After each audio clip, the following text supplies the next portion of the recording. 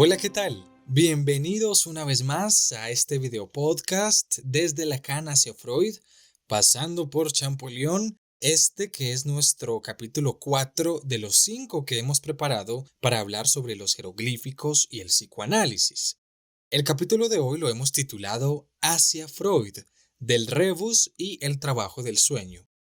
Pero vamos a introducirlos a este título. ¿Por qué hacia Freud? Ana, te saludo y cuéntanos. Sí, hoy vamos hacia Freud desde Lacan, pero antes de empezar quisiera recordar que septiembre es el mes que reúne los aniversarios de la muerte de Lacan el 9 y de Freud el 23. Así que me alegró haber aprovechado estos 200 años del desciframiento de la piedra de Rosetta para realizar estos podcasts, pues de paso les rendimos homenaje como nos gusta hacerlo en lecturas, leyéndolos y releyéndolos desde su propia enunciación y al pie de la letra. Así encontraremos que ese punto de encuentro entre los tres autores, que son los jeroglíficos, le permitirá sustentar a Lacan su proposición de que el inconsciente está estructurado como un lenguaje. Démonos gusto entonces, empezando con el fragmento de base que traemos hoy desde Freud. No dejará de sorprendernos, no solo por sus contenidos, sino también porque al escucharlo nos daremos cuenta de lo que podríamos llamar una suerte de fake news que circulan no solo en la red, sino también aún entre algunos psicoanalistas acerca de la manera como Freud interpretaba los sueños.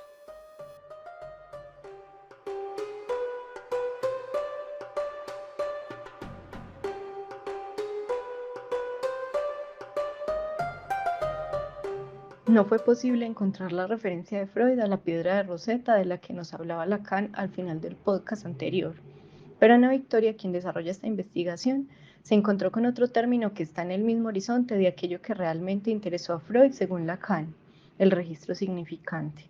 Se trata del rebus. Lo encontró en la presentación que hace al capítulo sexto titulado El trabajo del sueño en su interpretación de los sueños y que la lleva a la pregunta ¿en qué consiste ese trabajo del sueño?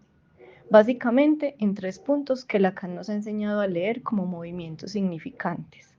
No nos detendremos en ellos, solo los enuncio para situar el contexto en el cual se inscribe la presentación. Primero, el trabajo de condensación o de omisión-sustitución metafórica en todos los niveles del significante. Segundo, el trabajo de desplazamiento o descentramiento, es decir, la metonimia. Tercero, los medios con los que el sueño figura las relaciones abstractas, como los de causa, por ejemplo.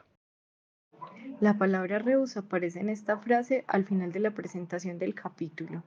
Freud escribe, abro comillas, ahora bien, el sueño es un rebus de esa índole, y nuestros predecesores en el campo de la interpretación de los sueños cometieron el error de juzgar la pictografía como composición pictórica. Cierro comillas. Esta cita que nos leyó Satría es breve, pero nos pone problema. Dice, el sueño es un rebus de esa índole. Y uno se pregunta, ¿qué es un rebus? No es lo mismo que un jeroglífico. ¿Y de qué índole es el rebus que constituye un sueño? Además, podría también preguntarse, ¿qué es una pictografía? ¿Y qué es la diferencia de una composición pictórica? Sí, buenas preguntas. Pero también hay algo claro que va en la dirección de diferenciar el significante del significado, pues Freud dice que quienes lo precedieron en el campo de la interpretación de los sueños juzgaron o leyeron los pictogramas como composiciones pictóricas, es decir, como las formas imaginarias que constituyen la significación imaginaria del mundo subjetivo. Así que podemos suponer como hipótesis de lectura que él va por la otra vía, entonces, la del significante. Buena hipótesis. Empecemos entonces por diferenciar pictograma de composición pictórica para irla verificando. Aquí tenemos una definición de composición pictórica. Es la disposición deliberada de elementos dentro del espacio pictórico es decir, dentro del espacio dispuesto para un dibujo o una pintura. Nos dan el ejemplo de la izquierda, donde estos pájaros son claramente formas imaginarias. De esa misma manera se nos presentan los sueños. Por ejemplo, este que pintó Goya, que tiene también pájaros, pero de distinto tipo y en otra disposición. Contrastamos con lo que es una pictografía.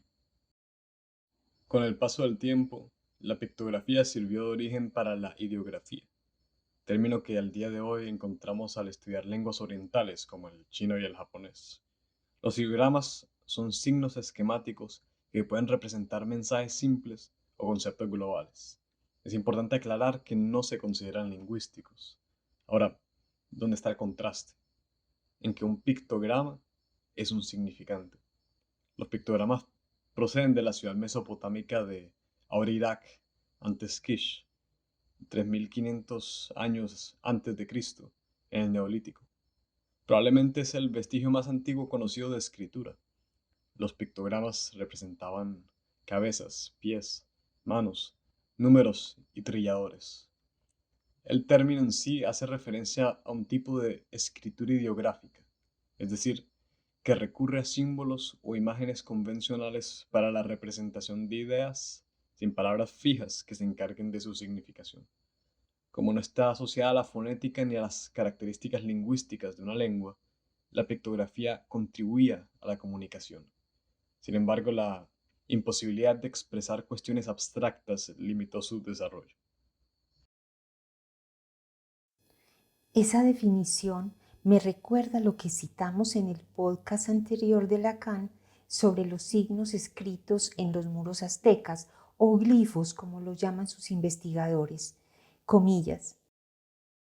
Eso que se llama impropiamente pictograma, ideograma u otros, designaciones impropias de lo que podemos llamar jeroglíficos, cierra comillas. Es decir, que desde el punto de vista psicoanalítico podemos considerar los glifos y los jeroglíficos como rebus, y los tres con la significación de pictografía que Freud le da en este texto a los rebus. Obviamente no es el mismo de las definiciones que circulan por ahí, como esta que leíste, pues omiten su carácter lingüístico. Sí, es como el error de los intérpretes de sueños de antes de Freud que leían los pictogramas como si fueran dibujos, tal cual como se describe el pictograma de la tablilla mesopotámica que leyó Sebastián: cabezas, manos, pies, trilladora. Igual, partes del cuerpo humano o persona trillando trigo. Y la idea no es esa, sino leerlo en términos de un rebus. En otras palabras, hay que leer el rebus como una pictografía en el sentido lingüístico del término. Veamos entonces qué es un rebus. Nos dice, palabra latina que significa una cosa por otra. También está que es su principio, también conocido como principio de homofonía o principio jeroglífico, es un recurso que se usó en los orígenes de las escrituras jeroglíficas sumeria, egipcia, china y azteca. También ubicamos que Finkel, un historiador de la escritura, dice que el principio de rebus fue inventado varias veces, ocurrió instintivamente más de una vez, y finalmente nos encontramos con que la aplicación de este principio permitió la sustitución de pictogramas por sonidos independientes o en sílabas y de estos por las letras. Así surge la escritura. Ana. Sí, es así si entendemos la escritura como la define Lacan, según vimos en el podcast 2. Desgloso las proposiciones de la cita. Nos dice que algo es ya escritura si lo que lo caracteriza es el aislamiento del trazo significante. Si se aísla un trazo significante, yo ya estoy en el orden de la escritura, que es lo que ocurre con los trazos de los jeroglíficos. Y continúa, así lo que representa el advenimiento de la escritura es que algo que ya es escritura, porque se ha aislado como trazo significante, puede llegar a servir para soportar el sonido ya sea independiente o agrupado en sílabas, es decir, un fonema que corresponde a un alfabeto. Pero esto ocurre, es decir, que el trazo significante pueda soportar una articulación, una voz que articule un fonema, si se lo nombra, solamente si se lo nombra, ¿sí? Así, por ejemplo, el nombre propio como trazo significante va a sustentar, va a vehiculizar, a sostener es el sonido de la persona que llama a alguien por su propio nombre. Es decir, que el trazo significante aislado puede servir de soporte para los significantes que no significan nada en ninguna lengua, es decir, sus fonemas y sus sílabas. Por eso el nombre propio no significa nada. Y puede ser equivalente a otras formaciones fonemáticas o silábicas que tampoco signifiquen nada. Y veamos también algunos ejemplos que nos ilustren esa manera como el trazo significante aislado pues pierde su condición de imagen y se constituye en soporte de sonidos articulados. Este es de Egipto. Vemos un bagre junto a un cincel que solo cobra sentido con el principio de rebus, pues la palabra egipcia para bagre es nar y para cincel es mer. Juntas entonces nos dan el sonido del nombre del victorioso faraón Narmer, a propósito del cual recordarán el de Ramsés, leído por Champollion de la misma manera como vimos y escuchamos en el podcast anterior. En este caso, el jeroglífico del cartucho era soporte del copto, la última forma antigua conocida de la lengua egipcia. Tenemos también este de los sumerios, que nos muestra el pictograma de espiga de cebada junto al de una ubre. Así tenemos la primera parte de la palabra hermosa y pues a este pictograma le añadimos la imagen estilizada de la ubre de una vaca, pues que significa leche. Oga en sumerio, pues da uno con la clave de la escritura de este ejemplo. Por último, seguramente ustedes oyentes recordarán muchos otros de pasatiempos y juegos de infancia como el típico de un sol y un dado que dejan de ser dibujos para ser portadores de la palabra soldado. Y Freud trae otro muy curioso a propósito del trabajo del sueño. Los invito entonces a leer la presentación completa para saber qué lugar le da Freud al rebus en el trabajo del sueño y cómo concluye con esa afirmación sobre la manera como podemos interpretar ese trabajo. Además, contaremos con algunas de las puntuaciones que Lacan hace a ese texto de Freud en su seminario 14, La lógica del fantasma, de 1967-68, pues nos dice que ese capítulo 6 de la interpretación de los sueños sobre el trabajo del sueño nos prepara justamente para la lectura de la lógica del fantasma. Ahí vamos viendo hacia dónde nos llevaba Lacan entonces cuando sugería incluir en la formación del analista el saber cómo se lee un jeroglífico, a la manera de Champollion y Freud, obviamente.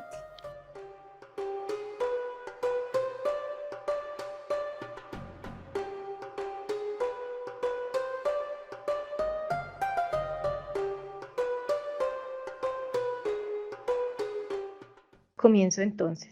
Freud, en el volumen cuarto de la edición de Amor-Orto, en la página 285, dice: todos los intentos hechos hasta ahora por resolver los problemas del sueño arrancaban directamente de su contenido manifiesto, tal como lo presenta el recuerdo, y a partir de él se empeñaban en obtener la interpretación del sueño, o cuando renunciaban a ella, en fundamentar su juicio acerca del sueño por referencia a ese contenido.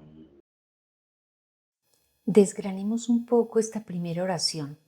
Lo primero que localizamos entonces es un antes y un después de Freud respecto no solamente a los problemas del sueño y a la interpretación, sino también a partir de la función que pueda tener el contenido manifiesto o las formas imaginarias.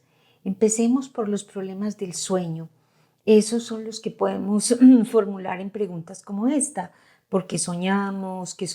¿Por qué son los sueños disparates? ¿De dónde vienen? ¿Es que se localizan en el cerebro? ¿Dónde? Bueno, son muchísimas las preguntas de los investigadores desde antes de Freud. Y los juicios que podían concluir, imagínense, sobre esas preguntas tan cruciales, tenían como base o fundamento el contenido manifiesto, es decir, lo que recordamos del sueño al despertar, eso que podemos describir o relatar a los otros. Entonces, en ese sentido, la base de la resolución de los problemas del sueño eran entonces las formas imaginarias que, como decía Lacan, siempre cautivan no solamente al psicoanalista, sino a los investigadores en general y en este caso pues a los del sueño. Y en segundo término tenemos la interpretación de los sueños, porque los problemas del sueño podían avanzar hacia esa interpretación. Y ahí la pregunta típica, ya si no es de los investigadores, sino de cada uno de nosotros, cada vez que nos despertamos y nos preguntamos cuando soñamos algo raro o miedoso, pero ¿qué quiere decir? ¿Cierto? En ese caso, la interpretación que partía de ese contenido imaginario era, podemos decir, bilingüe, ¿cierto? Es decir, las imágenes que yo le relato al que me va a interpretar el sueño y lo que ese intérprete podía suponer o imaginar a su turno de las imágenes descritas. Un poco a la manera como el grabado de Goya que vimos antes, ¿cierto? Es un hombre vestido a la manera de los hombres de la Ilustración, de la razón, y que está soñando con unos pájaros algo monstruosos, ¿cierto? Y entonces concluye con la leyenda que dice, el sueño de la razón produce monstruos.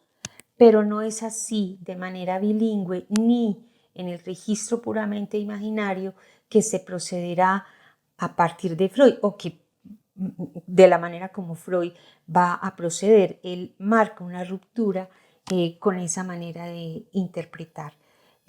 ¿Cuál es esa ruptura? Bueno, es lo que sigue a continuación. Satria, porfa.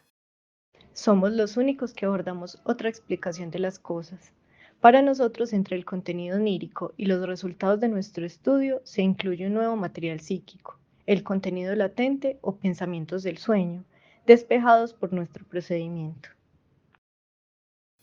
La enunciación de Freud en esa primera persona del plural, nosotros, nos permite comprender que esa otra explicación de las cosas que él propone es resultado del procedimiento empleado, el analítico, aquel que le permitió despejar, como en una ecuación, un tercer aspecto en la interpretación de los sueños, el del contenido latente o pensamientos del sueño. Esto dio al resultado de la investigación un carácter inédito que podríamos situar en el orden lingüístico o simbólico por oposición al orden imaginario de los procedimientos anteriores al suyo, que partían siempre del contenido manifiesto, es decir, de las puras formas imaginarias. Así, desde la lógica lacaniana, ese nuevo elemento entonces es del orden de lo real, pues es el elemento ignorado y que llevará el análisis a lo real del sujeto o al sujeto a encontrarse con algo de lo real. Desde ellos y no desde el contenido manifiesto, desarrollamos la solución del sueño. Por eso se nos plantea una nueva tarea inexistente para quienes nos precedieron. Primero, investigar las relaciones entre el contenido manifiesto y los pensamientos latentes del sueño. Y segundo, pesquisar los procesos por los cuales estos últimos se convirtieron en aquel. Ese tercer elemento, real en tanto ignorado, no sabido por el sujeto, será de ahora en adelante el objeto de la investigación sobre el sueño. Formulemos en preguntas ese proyecto de Freud para entenderlo mejor. Primera, ¿Qué relación hay entre el contenido manifiesto y el contenido latente de un sueño? Es decir, entre el contenido disparatado, enigmático para el sujeto, lo que recuerda, y el contenido latente, es decir, aquello que él no sabe, que sabe de un sueño. Y segundo, cuáles son los procesos por los cuales los pensamientos del contenido latente se convirtieron, se transformaron en ese contenido imaginario o manifiesto todo disparatado. Escuchemos cómo continúa Freud en la voz de Felipe. Pensamientos del sueño y contenidos del sueño se nos presentan como dos figuraciones del mismo contenido en dos lenguajes diferentes. Mejor dicho, el contenido del sueño se nos aparece como una transferencia de los pensamientos del sueño a otro modo de expresión cuyos signos y leyes de articulación debemos aprender a discernir por vía de comparación entre el original y su traducción. Los pensamientos del sueño nos resultan comprensibles sin más tan pronto como llegamos a conocerlos. Bueno, entonces el primer pasito en esa relación entre pensamiento latente y contenido manifiesto la da Freud cuando nos dice que se trata de dos figuraciones del mismo contenido en dos lenguajes diferentes. Dos figuraciones, un mismo contenido, mejor dicho, un mismo contenido que tiene dos figuraciones en dos lenguajes diferentes. Y nos va a decir que el contenido manifiesto entonces es una transferencia de los pensamientos del sueño a otro modo de expresión, que ya sabemos que es la pictografía o el rebus. Y nos dice que ese modo de expresión nuevo que adquirieron los pensamientos latentes está constituido por signos y leyes de articulación que debemos aprender a discernir por vía de comparación entre el original, yo lo entiendo o lo someto a consideración de todos, pero yo lo entiendo como que el original es justamente la pictografía o rebus, así como concebimos el contenido manifiesto. Esto también nos da a entender que Freud aquí nos da una nueva manera de leer el contenido manifiesto, ¿cierto? Que es justamente incluyendo algo del orden simbólico, no solamente como meras imágenes, ¿cierto? Entonces, el original sería esa pictografía o rebus, que es el contenido manifiesto, y lo que tenemos que hacer es traducirlo. Y en esa traducción vamos a poder entender, vamos a poder diferenciar cómo es que se opera ese proceso de transferencia del lenguaje, del pensamiento latente, que es lo real que hemos dicho, lo ignorado, lo no sabido por el sujeto, al contenido manifiesto, que le llega a él como de una manera enigmática, ¿cierto? Disparatada. En otras palabras, podemos decir, si partimos al revés, que los pensamientos latentes son ya, cuando es el resultado de la interpretación, podemos decir que se trata de una traducción del rebus y que al principio esos pensamientos latentes tienen un modo de expresión propio que se transfiere a ese otro modo de expresión que es el que llega al contenido manifiesto, que es obviamente el lenguaje del rebus o de la pictografía, ese que va a implicar una apariencia de puras imágenes, pero que debe ser leído en términos simbólicos. El contenido del sueño nos es dado, por así decir, en una pictografía, cada uno de cuyos signos ha de transferirse al lenguaje de los pensamientos del sueño. Equivocaríamos manifiestamente el camino si quisiéramos leer esos signos según su valor figural en lugar de hacerlo según su referencia signante. Hay que decir, Ana y oyentes, que signante o significante en términos lacanianos. Y veamos entonces cómo lo ilustra Freud. Sebastián. Supongamos que me presentan un acertijo en figuras. Una casa sobre cuyo tejado puede verse un bote, después una letra aislada, después una silueta humana corriendo cuya cabeza le ha sido cortada, etc. Frente a ello podría pronunciar este veredicto crítico. Tal composición y sus ingredientes no tienen sentido. No hay botes en los tejados de las casas y una persona sin cabeza no puede correr. Además, la persona es más grande que la casa y, si el todo pretende figurar un paisaje, nada tienen que hacer allí las letras sueltas, que por cierto no se encuentran esparcidas por la naturaleza.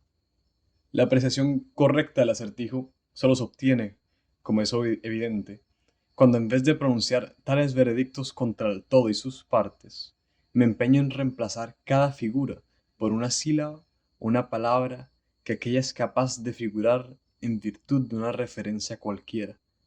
Las palabras que así se combinan ya no carecen de sentido, sino que pueden dar por resultado la más bella y significativa sentencia poética.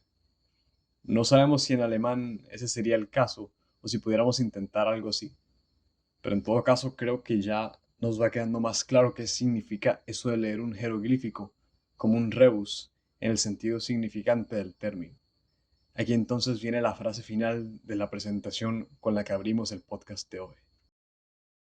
Ahora bien, el sueño es un rebus de esa índole y nuestros predecesores en el campo de la interpretación de los sueños cometieron el error de juzgar la pictografía como una composición pictórica.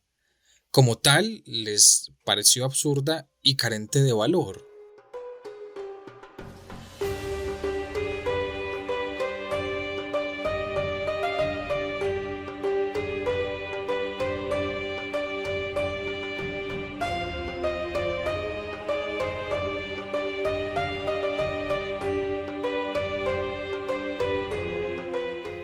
Bueno, finalmente pasemos a 5 puntuaciones que hace Lacan a este texto de Freud en su seminario 14, La lógica del fantasma, y en las que veremos cómo él va a sustentar que lo que plantea Freud ahí es lo mismo que él ha estado diciendo desde el principio de su enseñanza, que el inconsciente está estructurado como un lenguaje. En la primera dice: pero ¿qué va a ser la operación que realiza Freud, y especialmente en esa parte de la interpretación de los sueños que se llama el trabajo del sueño, sino mostrarnos lo que él articula, que desde hace tantos años yo articulo, que el inconsciente está estructurado como un lenguaje? Leámoslo ahora con el inciso, la aclaración que él hace, ya dirigiéndose a los oyentes y teniendo en cuenta que en ese momento, pues claro, él estaba dirigiéndose a muchos psicoanalistas postfreudianos, ¿cierto? Que no entendían muy bien de qué se trataba esto del retorno a Freud en el nivel, digamos así, significante de su trabajo. Entonces va a decir lo siguiente: pero ¿qué va a hacer la operación que realiza Freud, y especialmente en esa parte de la interpretación de los sueños que se llama el trabajo del sueño, sino mostrarnos lo que él articula, lo que articula al comienzo de ese capítulo de la manera más clara y con todas las letras, sea lo que digan al respecto las personas que me leen en estos tiempos por primera vez y que se sorprenden? ¿Qué articula Freud? Que desde hace lo mismo que desde hace tantos años yo articulo, que el inconsciente está estructurado como un lenguaje. La segunda puntuación es acerca del rebus y comienza citando a Freud. Dice: el contenido del sueño está dado, todo como en una escritura hecha de imágenes, cuyos signos deben solamente traducirse en la lengua de los pensamientos del sueño. Cierra ahí las comillas. Lo que está entre paréntesis, esa escritura hecha de imágenes, Lacan aclara, está entre paréntesis, que es lo que designa los jeroglíficos.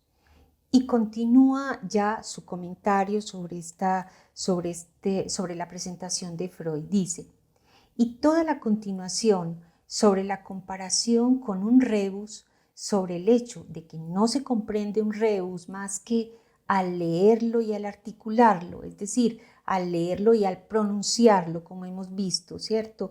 Que debe ser, que sostiene una articulación, una sílaba, un fonema. Y continúa. Es decir, que un rebus no se comprende más que al leerlo y al pronunciarlo. Pues de otro modo es absurdo ver una imagen, nos dice, compuesta por una casa sobre la cual hay un navío o una persona que está corriendo con una coma en el lugar de su cabeza, que todo esto no tiene sentido más que en una lengua. Es a esa lengua a la que hay que traducir la imagen. Notarán este detallito que en el ejemplo que se leyó antes decíamos que era un hombre sin cabeza. Aquí dice que es un hombre corriendo con una coma en lugar de su cabeza. En ese punto hay que anotar que Lacan leía a Freud directamente en alemán. Yo he omitido en todas estas puntuaciones las referencias al alemán que él hace. Debe ser cuestión de traducción en la de Amorortu, pero bueno, sea que sea sin cabeza o con una coma, no deja de ser absurdo.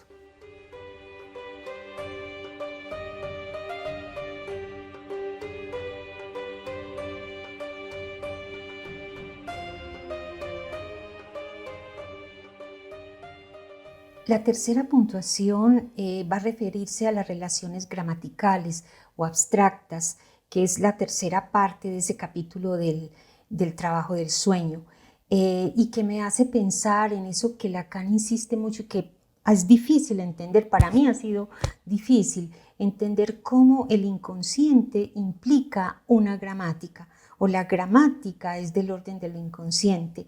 Claro, entonces eso es de alguna forma lo que tenemos que traducir.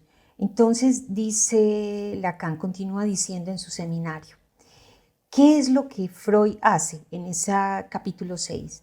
Sino mostrarnos cómo en cierta manera justamente de alterarlas a esas imágenes, por ejemplo, podemos designar el índice gracias al cual en su secuencia, es decir, en la secuencia alterada de las imágenes, volvemos a encontrar todas las funciones gramaticales eliminadas desde el principio. Recuerdan que en el trabajo del sueño se eliminan esas relaciones gramaticales, se omiten y entonces son sustituidas no por imágenes, sino por la secuencia de las imágenes. ¿Y qué nos va a mostrar Freud? Nos dice Lacan. Nos muestra 4 cosas. Primera, por ejemplo, cómo se expresa la relación de una oración subordinada con una principal, ¿cierto? ¿Recuerdan ustedes oraciones subordinadas y principales? Por ejemplo, María compra las flores en la floristería que administra su mamá, por decir algo. La que administra su mamá es la oración subordinada de María compra las flores. Entonces, la alteración de las imágenes va a permitir expresar la relación de una oración subordinada con la principal. Y va a insistir Lacan, lean todo ese enorme capítulo 6 del trabajo del sueño. Él siempre nos recomienda leer a Freud, nunca lo hacemos, pero bueno, que sea, reitero la invitación de él. Segundo elemento que nos puede mostrar cómo una relación causal puede expresarse también. Ya Satrià lo había dicho antes como un ejemplo. Y tercero, cómo también hace su reentrada la forma de la negación, su reentrada en las imágenes, porque fue eliminada de los pensamientos latentes del sueño para poder pasar a la traducción del contenido manifiesto. Y el cuarto punto ya lo involucra él porque él va a darnos un ejemplo de esa relación bien difícil, esta relación abstracta, que él ha tratado de explicarnos a través de los esquemas lacanianos, de lo que él llama sus esquemas, ¿cierto? Entonces dice, esta cuarta posibilidad que nos muestra la alteración de las imágenes. Y muy precisamente, continúa Lacan, volverán a encontrar allí, en ese capítulo, cosas cuyo parentesco con los esquemas que les he dado, entregado aquí, les parecerá evidente, como de la función de el o bien o bien. Dice Freud que sirve para expresar, porque no se puede hacerlo de otro modo, una conjunción, ¿cierto? O bien permite expresar una conjunción. Y continúa, y cuando ustedes miren allí atentamente en ese capítulo de Freud, volverán a encontrar en ello exactamente lo que les he dicho, es decir, que en el o bien, suspendido entre dos negaciones, ustedes tienen justamente el mismo valor que en la negación de esta conjunción. Miren, les recuerdo que esta conjunción o bien es una conjunción que en gramática se llama distributiva, ¿cierto? O bien una cosa o bien la otra, pero hay una cierta negación en esa distribución. Y continúa. Ya en otra puntuación que me parece que sería la cuarta puntuación y que tiene que ver ya con un ejemplo concreto y que va a vincular esta explicación de Freud en el capítulo sobre el o bien con lo que él ha planteado en sus esquemas. Dice: seguramente estos trucos, entre comillas, si puedo decir, les parecerán un poquito más avanzados en sus resultados que los que les entrega Freud, ¿cierto? Lo que él plantea en los esquemas estará más avanzado que lo que plantea Freud en el trabajo del sueño. Pero Freud se los entrega muy suficientemente para incitarlos a ir en la misma vía, es decir, en la de Lacan. Es decir, que cuando ustedes toman el sueño secerno de los dos ojos, lo encuentran ahí en la tercera parte de ese capítulo, o el sueño donde hay que cerrar o bien un ojo o bien los dos, se percatarán de lo que esto significa al ver que eso quiere decir, miren la traducción, que no se puede tener a la vez un ojo abierto o dos ojos abiertos, que no es lo mismo, una cosa que la otra, ¿sí? Tener un ojo abierto o dos ojos abiertos al mismo tiempo, no es lo mismo. Bueno, nos da un ejemplo pues concreto como de traducción de ese o bien o bien. Y el quinto, la quinta puntuación ya es lo que les comentaba al principio, ¿cierto? Que nos va a llevar hacia la lógica del fantasma. Al final él va a articularlo con un ejemplo que venía ya desde el principio de la lección, pero por lo menos nos interesa lo que plantea de la lógica del fantasma. Va a decir entonces Lacan: en resumen, la legitimidad de la lógica del fantasma es precisamente algo a lo cual todo el capítulo de Freud, ese sexto, para no hablar más que de este, nos prepara al mostrarnos que aquello cuya vía traza Freud es una lógica de esos pensamientos, a saber, esto quiere decir, esta es la referencia al ejemplo que traía antes, ella exige ese soporte del lugar del otro, que ustedes saben, es el del lenguaje, es esa otra lengua hacia la cual hay que traducir el contenido manifiesto, ¿cierto? Ella exige ese soporte del lugar del otro, que no puede muy precisamente aquí articularse más que por lo tanto, yo no soy. Fíjense que esta traducción, por lo tanto, yo no soy, es algo del orden gramatical, es algo que se encontró, que se puede encontrar a partir de la lectura del trabajo del inconsciente, ¿cierto? Y de la manera como ese inconsciente está estructurado en términos gramaticales. Por lo tanto, es en consecuencia. Si esto y esto y esto, en consecuencia, yo no soy, ¿sí? Bueno, dejemos entonces aquí y ya los invitamos para la próxima, en la cual veremos cómo tanto Freud como Lacan van a permitirnos llegar de los jeroglíficos a la lengua china pasando por Champollion. Así es, Ana, dejemos por aquí y quedan entonces muy invitados a escuchar nuestro próximo capítulo, que además es el último de esta serie de jeroglíficos y psicoanálisis. Hasta la próxima.